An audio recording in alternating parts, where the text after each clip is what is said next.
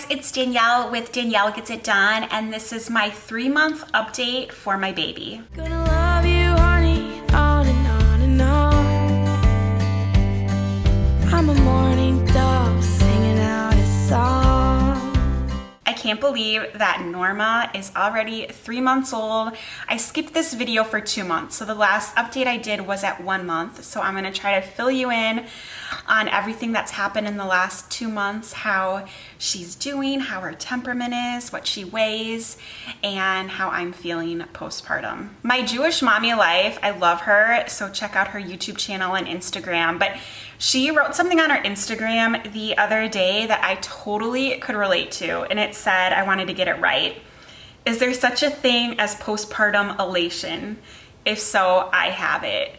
And that is so perfect. That is exactly how I felt in these 3 months with this new human. I'm just beaming with joy. My dad even mentioned, like, you just seem so happy lately, and I think it's because of Norma, and I think he's right.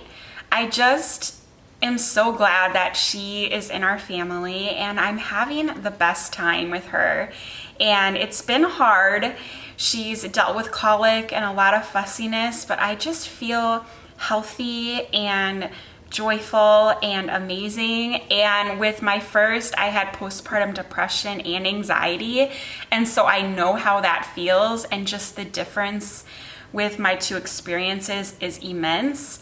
If you think you are suffering, reach out and get help. I didn't get diagnosed for, I think, 6 months, and knowing what I know now and how happy I am now, I'm so sad that I didn't recognize it and get myself help, because you do not have to suffer. You can get help and have a great time with your baby. We had an awesome couple months. At 2 months, we flew to Arizona, and it went pretty well. The flight was great. I did a video on tips of flying with a newborn, so I will link that above and below. She definitely didn't sleep as well in Arizona. It was a different environment, and we didn't have the snoo, but we had a great time, and we visited my parents, and my brother and sister-in-law were there as well, and my nephews. I'm pulling up my snoo app because I'm gonna tell you how she's been sleeping. Snoo was totally worth it. And now I know, because in Arizona, she didn't sleep nearly as well. I'm pulling up her monthly average. So in the last 30 days, her average longest sleep at night was 7 hours and 58 minutes. So basically 8 hours, which I feel like is so good.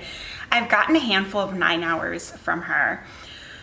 What she usually does is she usually goes down around 7 p.m. and then will wake up around 4, 7, 8, 9, 10, 11, 12, 1, 2, 3, 4, 3 or 4. I guess that's 9 hours.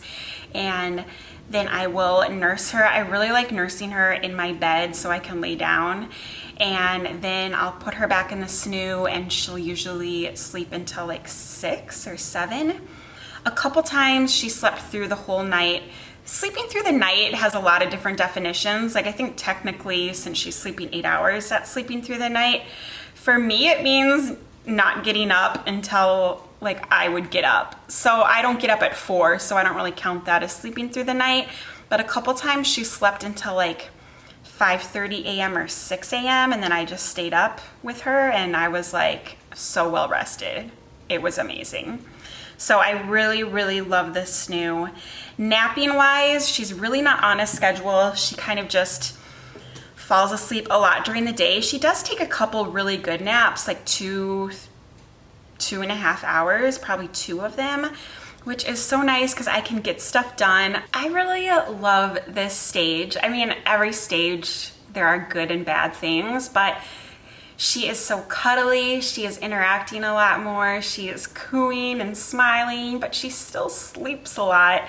So it's just easy, at least for me, to get stuff done during the day because she naps so well. So I play with her, I get all that love in, and then she'll take a nap, and I can do get some work done. I'm working part-time from home, do some yoga, YouTube, cleaning, and it's just really nice. Like I said, she is really a lot more interactive. She is so happy in the morning. Like right when she wakes up, she is so smiley and just coos like crazy. And then that kind of declines through the day. She's not super crabby at night, but she's not as smiley and giggly as she is in the morning. The fussiness has gotten so much better. We're definitely over the hump, and she really is not crying nearly as much as she was before. And I think it's for sure declined naturally, but I also think I just know how to soothe her better. She's so different than James. Like James just, I could breastfeed him and he would calm down. She is so funny. She does not like to have a wet diaper or a dirty diaper. You know, she'll be crying and I'm like, I just fed you, and then I'll feel her diaper and it's not even that wet, but I'll change her anyways, and she just calms down right when I get the diaper off. So I feel like she's really sensitive for that. So she cries a lot when obviously she's hungry, she needs to be changed, and then the other thing is, if she gets overly tired, she just loses it and is out of her mind crying and really needs help to relax. Okay, now for the bad news. I don't really remember where we were at the last update, but basically they're not worried about how much she weighs, but her percentile keeps declining, and that is not good. So it happened, and then they wanted me to pump like a crazy amount, and I just really felt like there wasn't an issue. So I said, can I come back in a week instead? Which I did, and she went up in percentage and they were fine. And then the next time she went down a little bit, but they weren't so worried. They wanted me to come back in 4 weeks, and I just did that, and she went down a lot again, and now they are worried again. I just started crying in the doctor's office and lost it. I don't even have the stats with me. She's like, maybe you shouldn't take this piece of paper home because I don't want you to stress over it, but I don't even know what percentile she's at, but she weighs 11 pounds, 5 ounces. She gained about a pound in the last 4 weeks, which I don't think is terrible, but again, her percentile is declining. I just felt horrible because I had argued with them before, and they were really nice. She said, well, maybe you were right before, like, but now it's just getting worse, like you need to start supplementing. So I am pumping and supplementing with extra breast milk in a bottle. So I'm still breastfeeding, but I'm giving her like 4 to 8 ounces of extra breast milk in a day. They wanted me to try up to 8 ounces, but she's really not taking that very well. So it's more like 4 ounces a day I am supplementing. And so I'm taking it seriously and I am doing it, but I also still don't fully accept that there is an issue, because she just seems satisfied after a feeding. I can hear her swallowing. I feel engorged. I went back to work for the first time. I'm working in the office once a week. And my very first day was the day after that terrible doctor's appointment. And I went back to work, and so that was the first time that I had missed 2 feedings in a row, and so I had to pump twice. I think it's like the first time I missed an earlier in the day feeding when your supply is better. And my first pump I got 5 ounces total, and my second pump I got 4 ounces total, which I feel like is a really healthy amount.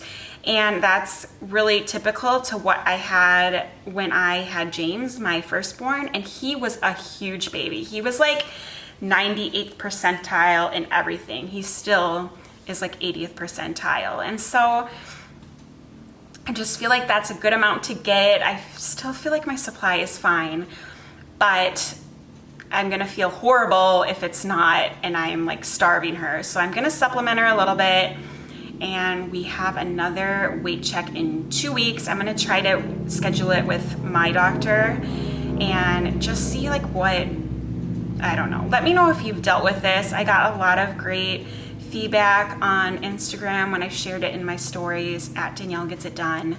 And a lot of you said that you dealt with this too, and you tried everything, and your baby just declined and was smaller, and it turned out to be fine. So I got a lot of those positive stories, but again, I'm still gonna try to supplement, and it's been going pretty well so far. I still use the Haka, and basically I'm just not even really having to pump a lot extra right now. I'm just using the Haka and then giving her what I've collected in there every day, which is about 4 to 8 ounces, which again, I feel like is kind of a lot. Oh my goodness, we have had to take this baby to the ER twice. And then James once recently. James has never been to the ER. And we've been 3 times in the last 2 months. We have maxed out our HSA card, like we're paying for everything out of pocket now, like out of our own money instead of our health savings account. The first time I just gotten out of the bath with her, so I obviously didn't do a good job bathing her because I didn't even notice in the bath, and I was putting on her PJs and I lifted up one of her arms, and under in her armpit it was just like super red and swollen and stinky, and I was like, oh my gosh, what is this? And it was bad. Like, I would show you a picture, but it was gross. So we called the after hour care for our doctor, and they were like, it's probably fine, but because she is so young, you have to go to the ER. So we went to the ER. It really wasn't that bad. We were probably there for 2 hours. I was expecting it to be worse. And I think basically it was a glorified diaper rash in her armpit. She still kind of has it sometimes. They gave us some special powder, but I don't know if it's like the snoo and her, how she's swaddled. I don't know. So that was number 1. Then number 2, she had a slight fever. Like, not even a real fever, but I don't even remember what it was. I don't know. I'm blabbling. It was like a little bit below what is considered a fever. But I also know you really need to be cautious with young babies. And my husband and I both like noticed on our own, like, she seems hot. And then we took her temperature and it was a little elevated. And again, we called the doctor, and I honestly was just expecting them to be like, okay, come in and we'll look at her. But they said, go to the ER. So we went to the ER, and then the ER kind of made us feel stupid for coming. Like, why did you come here? It's not even a real fever. And we were like, I know. I don't know why we're here. But it never got worse. We were just careful and checked it for the next 24 hours. And I don't know, she had a slight fever, and it was an ordeal. One thing that I forgot to say in month 1 update is she rolled over. The day before she turned 4 weeks, she rolled over. She was having tummy time and she flipped to her back. And I was like, holy cow, my son didn't roll over till like 3 months. So she did it, but it's not like a skill now. It hasn't happened since then, but that was kind of crazy. We still do tummy time every day, but she doesn't love it anymore. Like, I feel like when she was fresh, she kind of enjoyed tummy time, and now she cries pretty much right away. So I kind of just try to distract her, because I know it's important for them to build those muscles, but it's not something she loves. Okay, as far as how I'm feeling, I kind of already told you. Mental health wise, I feel better than ever. I am not very happy with my weight. I actually stopped weighing myself because it was kind of depressing me. I feel like I just have been holding on to a lot of weight, especially in my stomach. I just feel big. Even like, I've bought leggings a size up and they don't fit, and I'm like, how do leggings a size up not fit me? Like, I'm not very happy about it. Trying to be gracious to myself. The same thing kind of happened with James. A lot of people lose weight really well when they breastfeed. I seem to hold on to it while I breastfeed. And now with this maybe supply issue, I'm like scared to do too much cardio because I know that that can really diminish your supply. So I just feel like kind of at a standstill, but I feel like I'm eating pretty healthy. I'm doing yoga with Adriene. I will link her playlist that I'm doing, though she's like super famous, so you're probably familiar, but I'm doing her 30-day challenge. And so every day it's like 15 to 20 minutes of yoga. It's really good for beginners, which I really consider myself a beginner at yoga. I really want to be good at it, but I'm not right now. But it's just the perfect amount, and it's not cardio, so I don't have to worry about my supply. And it's just really relaxing. Not really relaxing, because I think yoga's hard, but it's really good for your mind to relax. And it's good like strength training almost, because it's a lot of squats and holding your arms up. And I don't know, downward dog, people say is the resting pose. That's hard. Downward dog's hard.